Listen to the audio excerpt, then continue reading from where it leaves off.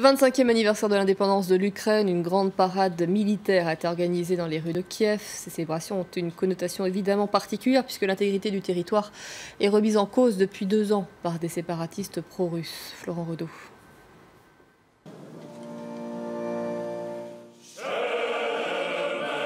C'est par l'hymne ukrainien qu'a débuté la grande parade militaire dans les rues de la capitale Kiev.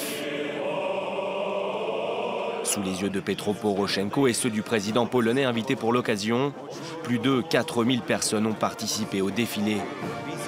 Des soldats, des policiers ou encore des membres de la garde nationale, l'Ukraine a célébré en grande pompe le 25e anniversaire de son indépendance. Elle avait été proclamée le 24 août 1991 à la suite de l'effondrement de l'Union soviétique. Devant une foule compacte, le président ukrainien n'a pas manqué de tacler son homologue russe.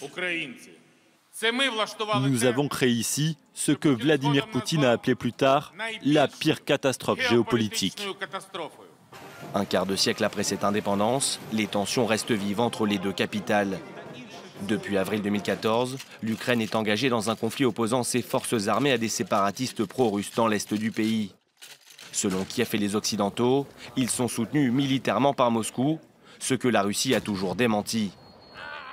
Malgré l'instauration de plusieurs trêves, 9500 personnes y ont déjà trouvé la mort et des affrontements meurtriers ont toujours lieu le long de la ligne de front.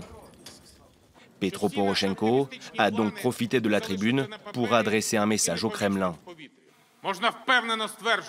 Après plus de 2 ans de guerre, on peut dire que l'ennemi n'est pas parvenu à ses fins stratégiques.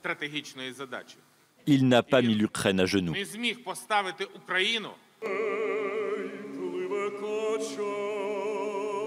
La parade s'est achevée par une minute de silence à la mémoire des Ukrainiens tombés dans l'est du pays depuis 2 ans.